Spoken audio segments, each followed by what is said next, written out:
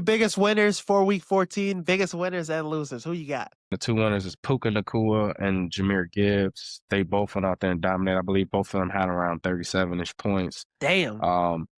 Gibbs has been a monster pretty much all season, and I cannot imagine what Gibbs would be like if he was like the lead and only lead back, like a John Taylor role, a Christian McCaffrey role. If Gibbs ever had that type of role, I cannot imagine what his fantasy projection would look like. A lot of people would say, well, he might get hurt or something of that nature. Man, I don't care. I would love to see him beat the lead and only lead back in that backfield. He's putting up 37, 40, 50 points with sharing the backfield with Montgomery. And then Puka, man, Puka's Puka.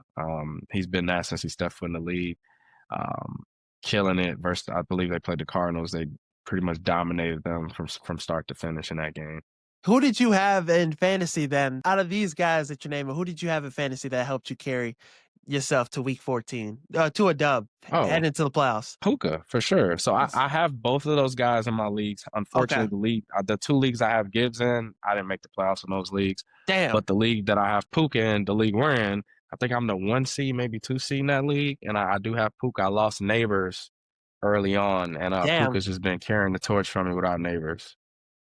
Now, I have Lamar Jackson. I think I started Dak Prescott this week. Lamar Jackson having a poor performance was, kind of diminishing. Jalen Hurts, I think he had lost 4 points on one single play. He threw an interception. Then he went to get the fumble, and then he fumbled it. That's just crazy, bro. He was minus 10 points this weekend. Yeah. He had 4 picks and a fumble. That's minus 10. Just a terrible performance by him. And if anybody's starting DJ Moore still in Week 14, you're cooked. He had negative 4 receiving yards this week. 3 targets. That's ridiculous. Sorry, DJ Moore. Devontae Smith, too, I think, was a big loser.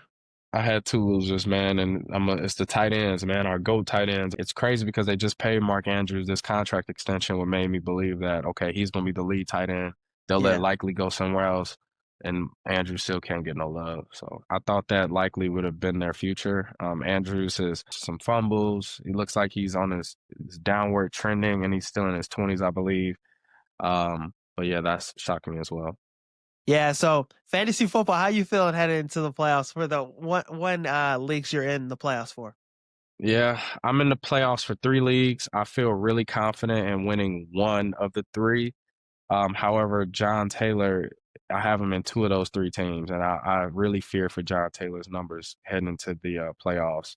Simply because with no Daniel Jones, even though Rich, it looks like they're working out like Phillip Rivers to come in and maybe be their starting quarterback. Oh my gosh, John Taylor would be lucky to rush for 40 yards. Any of the weapons for the Colts, you're not feeling confident. Tyler Warren has already been regressing, and then you see Michael Pittman, any of the top, Alec Pierce. With Phillip Rivers coming in, I don't think you should feel confident in having any of those weapons come playoff time. Another guy, a big loser for fantasy football, Emeka Egbuka, bro. What has been up with him? He's kind of fell off. I don't know what happened. Did you see the touchdown pass he dropped? Yeah, that was terrible. Yeah, he just dropped a touchdown pass. It sucks that the drop-off happened now. I have BTJ on my bench, Brian Thomas. I don't think you could ever trust, bro. So I'm saying, like, do I start Brian Thomas or do I start Emeka? Because it's like neither one of them have been good lately, but I think Brian Thomas has been a little bit better over Emeka. I'll look at the matchups and see where they're playing and figure it out. That's one thing to consider. It's a battle between 2 evils. Some people thought the NFC North was going to be the worst division in football this season. They thought it was going to be as bad as the NFC South.